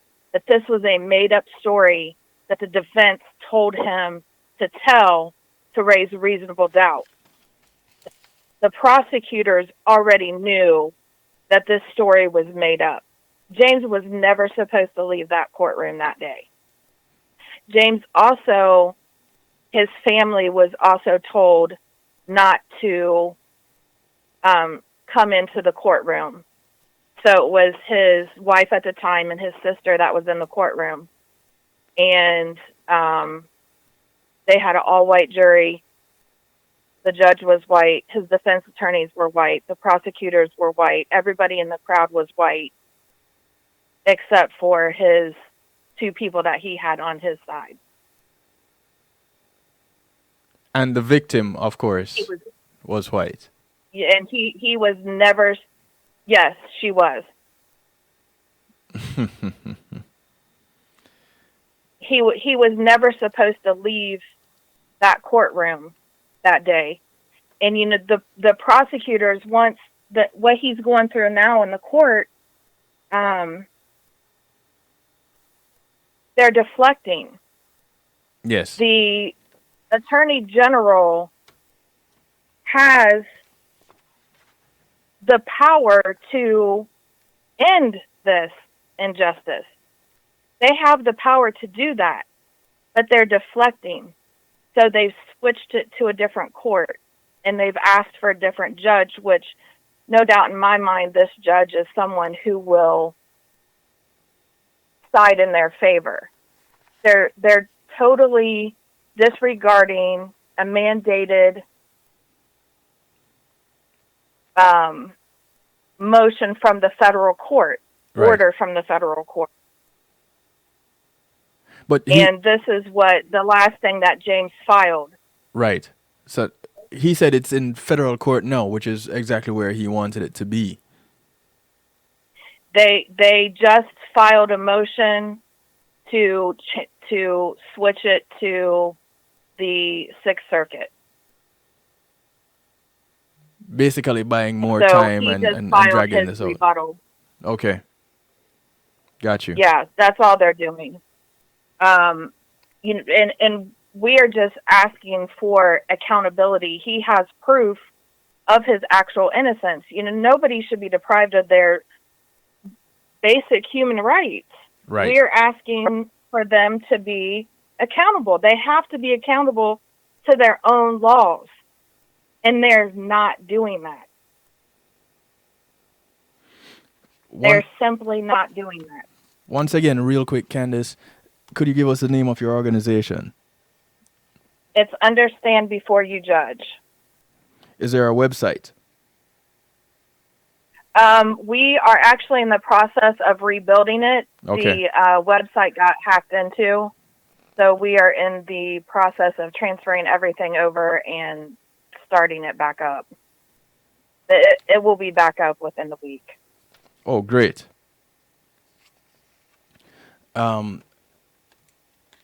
You started this Justice for James Ellis Yes. page on social media. And I want to thank you for giving me the opportunity to share his story. And we're going to continue to share his story. And we're going to arrange to bring him back on to talk some more about some of these other things. Mm-hmm. Because it needs to be heard. There's many different layers to this story. And just the spider web of corruption that Yes. he is in, and the spider web of him getting out. And someone had asked the question: were there any other suspects? He had mentioned that there was a list of 17 names, and he saw no list, and nobody else was called up and questioned. There was one person. There was one person that they did question, and he said, yes, that probably was my thumbprint, because he was the maintenance. I believe he was the maintenance man there. Or some. She was an elderly lady. She was in her 80s. Right. So there were several, I guess you would call them home health people in and out of her house that should have been questioned. There was also an incident that happened across the street from her to an elderly lady that had been roughed up by somebody who was a well-known person in the neighborhood to have a violent past. They never looked at him. This case still has a 30-year cold case because they never looked for the rapist. Right. But they found their scapegoat. Exactly. He was a perfect target. And with the lead detective coming in and saying, hey, but his credibility crumbled when he took the stand. Right. So they had to do something, and they had to do something to make sure that he went to prison. It's a made up. It was just a made up conviction to appease them. It's just getting another case off the books, basically. Mhm. And time and time again, we hear of situations like these. Coming up on Monday, I have a guest who will be speaking on behalf of her husband, who is incarcerated And following up from that, I just connected with a lady that did 24 years, either 24 or 26 years. She did over 20 years, and she has been trying to get her innocence recognized. She got out on a technicality, and we're gonna have her come on and tell her story. Because a lot of times we hear of people going to prison and wrongful cases, and we just think men, men, men, men, men. There are some women too. Oh, absolutely. And Absolutely. we're going to have her come on and tell her story. And on the line, you heard Jessica asking a few questions earlier. Jess works as a social worker here in South Florida.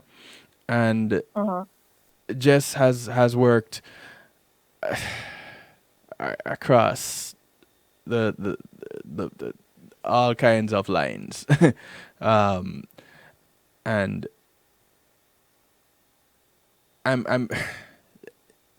we've talked about veterans, we've talked about first responders, we've talked about prisoners, people incarcerated, whether innocently or not. And I don't want to speak for you, since you're here. I am here.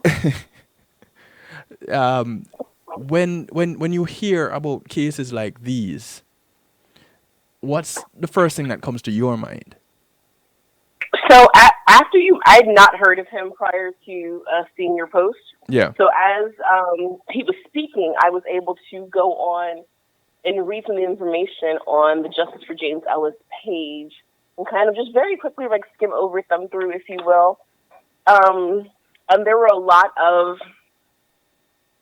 inconsistencies at best, to put it very mildly and lightly across the information that I read. Right. It is extremely disheartening because the belief of the common public is that that system is not flawed in the nature, which is reflective of the documents that I read this evening. That there has been time and attention detail taken to ensure that those who are brought before this system of care are actually cared for and are innocent until proven guilty, and not the other way around, irregardless of whatever involvement they have with the espoused or common law of whomever, that should not be taken into account. So I literally, I'm normally very talkative, but I'm just 2 and 2 is never 75. No matter how I try and cut this to make it make sense from what I've read and what I've heard. Right. This is my first opportunity to be enlightened by this case, be informed on this case. So it's interesting because as I read what has been posted, and I only read the information on the Facebook page. When I Googled it, that's what came up. Particularly in the changes in sentence structure and how it's put, and the consecutive nature of the charges. So it appears from what I read that he was charged with 2 different things, but instead of running them concurrently, they ran them consecutively. So that means that he's not getting time served for the first charge.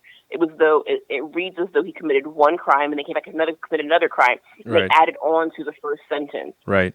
As far as the way that it's written out for the time served. So they've given him 25 years to life plus 10 years. But 25 years to life could be 52, 72, 102 till the end of your natural life. Right. So how does one add 10 to the end of life is always perplexing to me. They did his sentence backwards. Okay. They did his sentence backwards, and that's one of the things that is an argument, because in Ohio you have to serve the definite time first, and that's not how they sentenced him. Right. And when he questioned it, they came back with, well, you're serving life without parole. And then also gave the footnote for the ODRC to hold him till he's dead. So they actually gave him a worse sentence. What is ODRC? I'm not the acronym. Ohio Department of Rehabilitation and Correction. Okay. So his sentence is backward. So basically, It's not a legal sentence. as far as they can, and by any means that they can, they want to keep him quiet because it exposes something else. That's what I'm getting from this. Exactly. And They have put the safety of society, they've just thrown that out the window because they never looked for the person that did this. right.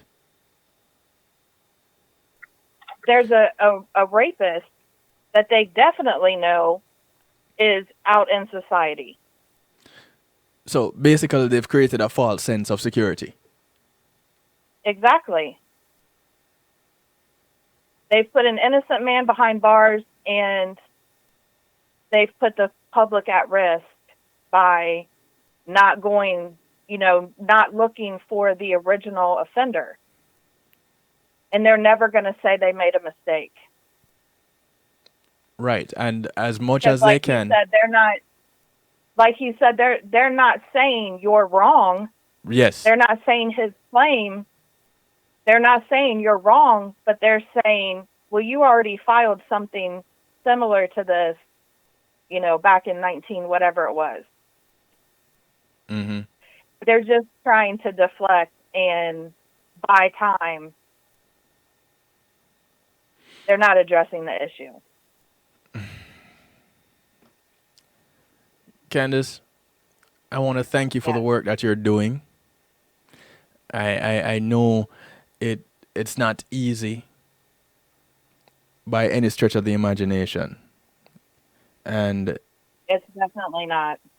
I do want to thank you for the efforts that you have been putting in and you continue to put in. Thank you for doing that. So I appreciate that.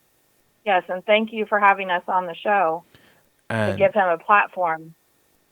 That is my distinct honor and privilege. So we will talk some more, and Definitely. I'll continue to share from on social media about justice for James Ellis. Yes. And he also has a petition on his page as well that people can sign. Excellent. And the purpose of the petition is To, it's going to be sent to the governor, as well as some other legislation to let them know what's happening in his case about his actual innocence. He is factual and actual innocent. excellent. All right. Well, thank you again, Candace. Thank you. Is there any contact information for you that you'd like to give? Because you do have an organization with a goal to help. Yes.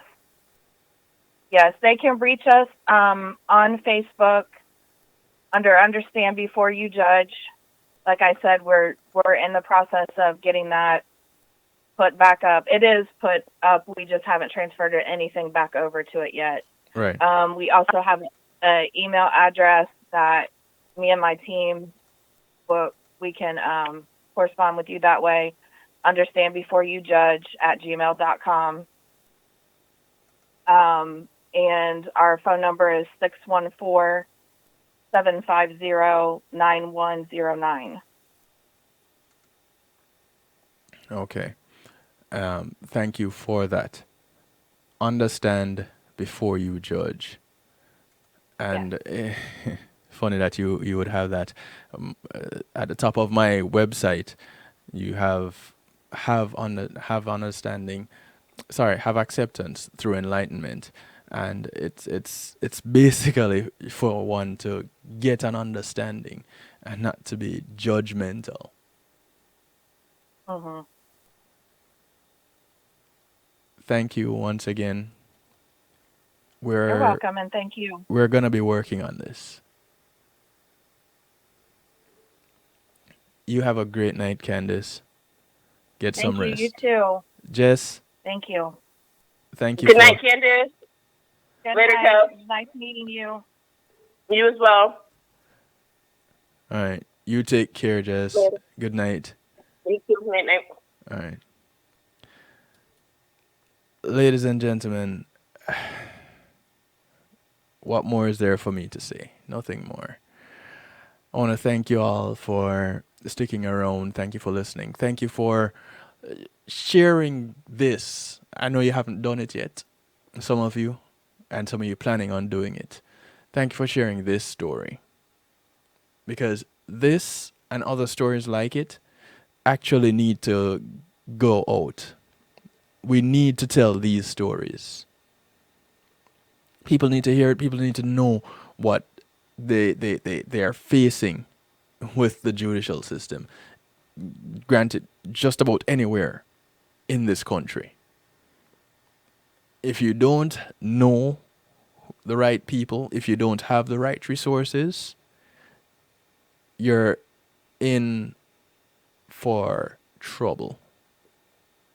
You're going to be incarcerated for a long time, and your case will be shoveled on a pile somewhere, and someone, hopefully, that has a little bit of integrity will dig it out and bring it to the fore. If you're lucky. But how many times have you seen or heard of situations like a James Ellis? Believe me, this won't be the last. We're gonna bounce on out of here with music from new music from Ed Robinson, track called More We Are Together. And this will be the extent of our musical therapy. Thank you all for tuning in. Thank you for sticking around. Thank you for sharing. Thank you.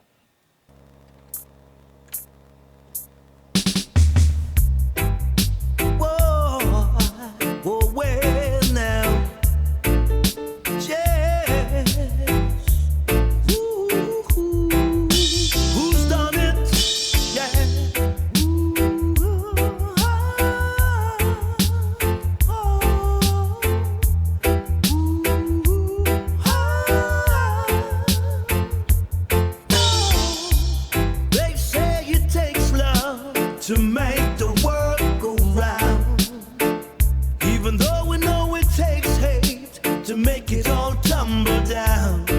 Yeah. We know that what goes up don't always come back down. No, but when it goes around, we know it have to come back around. So if you're digging one pit, my brother, better you just dig two.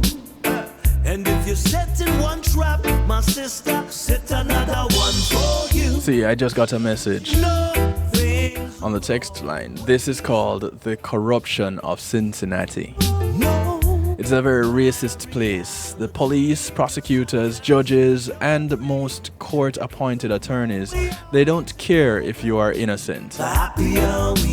They use paid felon informants to lie. The stronger we shall be. Yes, the more we are together. Corruption at the highest level. The happier we shall be. The more we stand together, the stronger we shall be. Yeah. Instead of building walls, let's build bridges instead. Instead of fighting wars, let peace go ahead. Remember, today is for tomorrow's for me. The light has been shining for you. Don't be so blind to see. Yeah, things are always never what they seem. No, my reality could sometimes be your dream. The more we are together. I want to thank GMAT Music Solutions for sponsoring this final segment of the Night Shift with DJ Kevin Stew on this final day of the Night Shift week. I'll be, yes, the more we are GMAT Music Solutions, happier bringing your event to life. Give them a call, 754-307-GMAC. together. That's 754-307-4622. I want to thank you each and everyone once again. Join me on Monday, We'll come back. Community and Finance Night. This is a warning. Don't let you We're going to talk some more. We're going to learn some more about what's going on in our judicial system. warning. 7 times rise and 7 times fall. But in the meantime, look out for members of your community. And your community is not just a development that you live in, but it spreads far and wide. The more we are So as you walk, ride, drive, you take the bus, the plane, the boat, or the train, the people that you pass along the way, these are members of your community. These are your neighbors. Do something good for one of them today, because you never know who's going to do something good for you tomorrow. My name is DJ Kevin Stew. This is how I like to do it to you, for you, and with you. Monday, Tuesday, and Wednesday, 10 p.m. till midnight Eastern Time. Call a friend, tell a friend, join us, share with us, and share it out. Be good, but if you can't be good, like I always tell you, be good at it. I'm going to be out of here in just a few, well, actually, right now. Y'all take care, do the best that you can, and stand for something so that you don't fall for anything. Alright? I'm out. When being in the moment is priceless, consider the ability to share that moment. If you can video it, you can broadcast it. And Pulse E-Media Group has the tools you need. Weddings, birthdays, funerals, graduations, church services, parties, seminars, you name it. Pulse E-Media Group can provide you with a secure medium controlled by you to broadcast your event. Contact us at www.pulsemediagroup.com for more information. Pulse E-Media Group, when being in the moment is priceless.